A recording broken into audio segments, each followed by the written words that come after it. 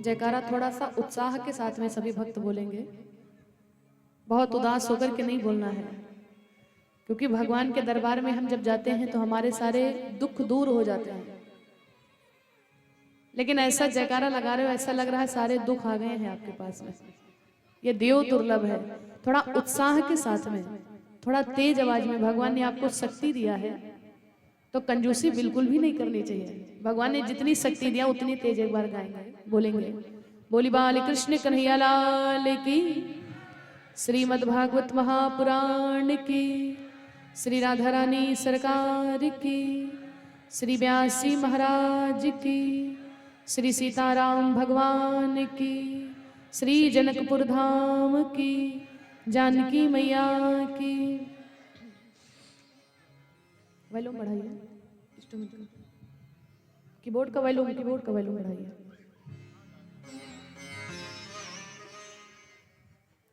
सभी एकदम शांत हो जाएं। बच्चों को थोड़ा शांत करा दीजिए। आप लोग कथा में थोड़ा सा ध्यान लगाएं।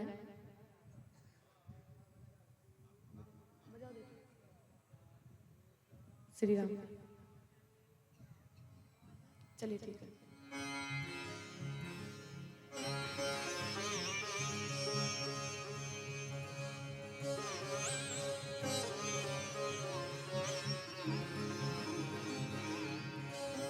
श्री राधा कृष्ण भगवान की जय हो।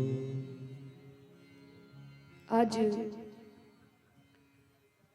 श्रीमद् भागवत महापुराण का प्रथम दिवस है और उस प्रथम दिवस की सुमंगलमय मधुरमय दिव्य वेला में हम सभी भक्त प्रवेश कर रहे हैं। भगवान की बड़ी विशेष कृपा है, ठाकुर जी की, राम जी की, भगवती की, और आप सभी भक्तों पर तो विशेष कर कृपा है माता जानकी की, क्योंकि आप सभी के यहाँ से जनकपुर धाम की कोई दूरी विशेष नहीं है। तो जानकी मैया की बड़ी विशेष कृपा है सभी भक्तों के ऊपर, माँ की कृपा है।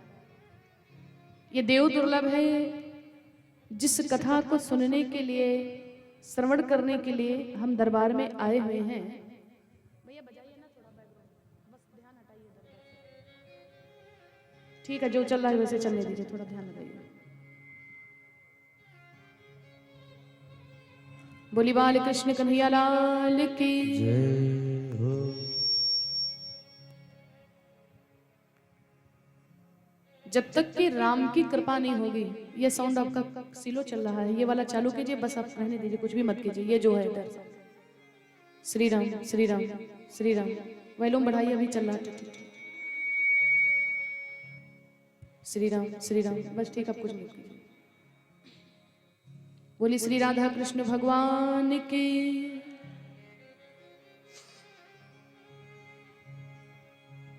तो भगवान की बड़ी विशेष कृपा तो ये है,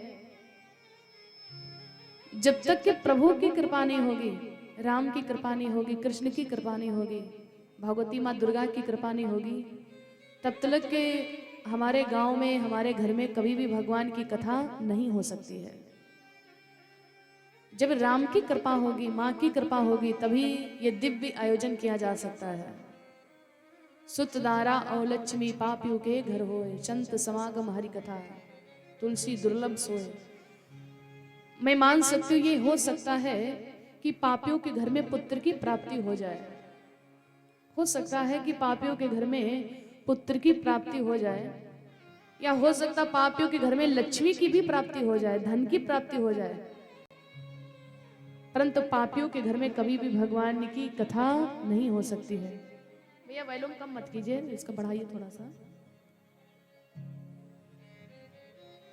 तो पापियों के घर में कभी भी भगवान की कथा नहीं हो सकती है, ये दुर्लभ है। सर्वप्रथम सभी भक्तों पर अगाध कृपा करने वाले कृपा सिंधु, वात्सल सिंधु, हमारे जीवन की क्रांति को मिटाकर के शांति प्रदान करने वाले, आनंद को भी आनंद प्रदान करने वाले, सुख के राशि भगवान बालकृष्ण कन्हैया लाल, जो सभी गोपियों के भक्तों की चित्त को चुरा लेते हैं, ऐसे श्री मधुसूदन बालकृष्ण कन्हैया लाल के चरणों में हम सभी का बारंबार कोटि कोटि वंदन, अभिनंदन, प्रणाम। तदुपरांत उनके साथ में विराजमान प्रेम की मूर्ति साक्षात कृपा सिंधु श्री राधा रानी, ऐसी माँ आदिशक्ति भगवती के चरणों में बारंबार कोटि कोटि वंदन अभिनंदन प्रणाम। वंदे वाणी विनायकों, जिनकी कृपा से हम कुछ बोल पा रहे हैं। माता सरस्वती, सूर्य की देवी माता सरस्वती, वाणी की भी हम वंदना करते हैं। वंदे वाणी विनायकों, वाणी माने माता सरस्वती। हम जो भी कार्य दुनिया में करते हैं, बोलना पड़ता है ना, अगर हमारी वाणी ही शुद्ध नहीं होगी तो दुनिया में सम्मान नहीं मिलेगा। इसी वाणी से लोग आपको अपने गोद में भी बिठा लेते, इतना ज्यादा जगह दे देते दिल में, और इसी वाणी से लोग आपको नजरों से भी गिरा देते हैं। तो वंदे वाणी विनायको, माता सरस्वती के चरणों में हम सभी को बारंबार कोटि कोटि वंदन अभिनंदन प्रणाम। भगवान श्री रामचंद्र जी के चरणों में कोटि कोटि वंदन अभिनंदन प्रणाम। यहाँ की पवित्र पावन भूमि, जितने भी संत महात्मा महापुरुष, उन सभी के चरणों में मेरा बारंबार कोटि कोटि वंदन अभिनंदन प्रणाम। आज बड़ी विशेष ठाकुर जी की कृपा हुई है, जो देव दुर्लभ श्रीमद् भागवत महापुराण कथा सुनने का ये परम लाभ प्राप्त हो रहा है। ऐसे भगवान का स्वरूप है सतघन चितघन और आनंद घन। ऐसे भगवान श्री सच्चिदानंद के स्वरूप के जो पालन करता है, हम सभी बारंबार कोटि कोटि वंदन अभिनंदन प्रणाम कर रहे हैं। बोली बाल कृष्ण कन्हैया लाल की जय हो, श्री राधा रानी सरकार की जय हो। आइए, कथा को प्रारंभ करने से पूर्व सभी भक्त मिलकर के मेरे साथ में 2 बार प्रभु का नाम गाएंगे, गोविंद का नाम गाएंगे अपने मुख से। इसलिए क्योंकि हमारा मन अच्छी तरीके से कथा में लग सके, क्योंकि जब तक कि हमारा मन कथा में नहीं लगेगा तब तक के कथा को हम सुन नहीं पाएंगे। मन लगना बड़ी जरूरी बात है, क्योंकि महत्व इस बात का नहीं है कि कथा में कितने लोग आए हुए हैं। आप लोग मेरी भाषा को समझ पा रही हैं? इस बात का महत्व नहीं है कि कथा में कितने लोग आए हुए हैं, कितने लोग कथा में बैठे हुए हैं, बल्कि विशेषकर महत्व इस बात का है कि कथा कितने लोगों के दिमाग में बैठ रही है।